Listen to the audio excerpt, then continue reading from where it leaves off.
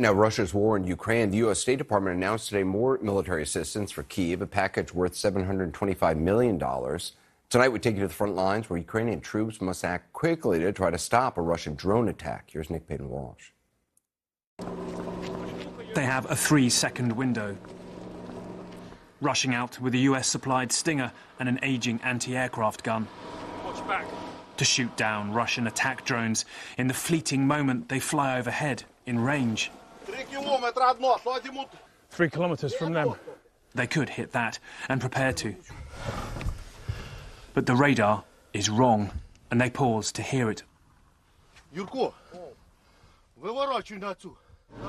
So reposition the entire truck, but suddenly the drone has vanished. It sounded like a decoy, but that usually means others are coming, and the sky is filling up with drones in the next region. A month ago, the targets here seemed endless. November was a record month for drones across Ukraine that usually crash into towns, not this empty field. Their sound slices through the dark. It was pretty low and close, and while they think this is Ukrainian drones headed for Russia, the Russians also use this moment to take the same routes to try and sneak their drones in. Right now, a Ukrainian drone attack on Russia is underway, so they've been forbidden, even if they could, to fire. Each night, they watch Russian drones weave their complex way out of their tiny range. When the defences fail, the icy silence breaks. Moscow pummeling the border town Sumy, here with a cluster munition missile that killed 12 in an apartment block because Ukraine is still inside Russia, holding positions in Kursk. This thermal drone image shows, just hours earlier, the dawn's fight in Kursk for Alexandra. Зашли штурмовые группы по серому, наверное, контакта практически не было. То есть птицами отработали, охота до зачистила. In the positions they've hit, no sign of the North Korean troops meant to be in Kursk.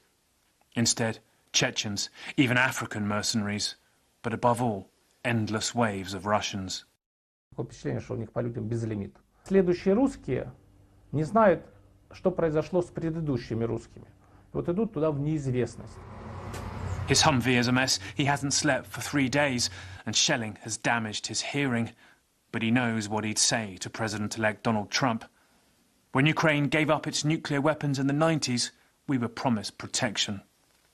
Вы забрали у нас ядерное оружие, вы нам пообещали, то есть крышу свою, да, вот простым языком сказать. Так держите слово. Нас деребанят, короче, а вы еще пытаетесь, короче, играть в какие-то игры, то есть там, свои интересы отставить. А вы должны были дать все, что можно дать, чтобы эта война закончилась за 2 дня. То есть сейчас, то есть, кто будет верить, то есть, словам той же самой Америки или Англии, которые, ссутся перед Россией, извините за мой английский. Confident they can hold out in Kursk, less confident of how long the West expects them to. Anderson, you heard about North Korean troops there. Well, there have been suggestions that have in fact been integrated into Russian units. And indeed, Ukraine's President Volodymyr Zelensky said at the weekend that some have been killed in the fighting. Meanwhile, today, the German Chancellor Olaf Scholz in Kiev. He's been criticised for a phone call to Vladimir Putin some weeks ago, ending the Kremlin head's isolation. But here in Kiev, he promised more air defence that Ukraine so urgently needs. Anderson?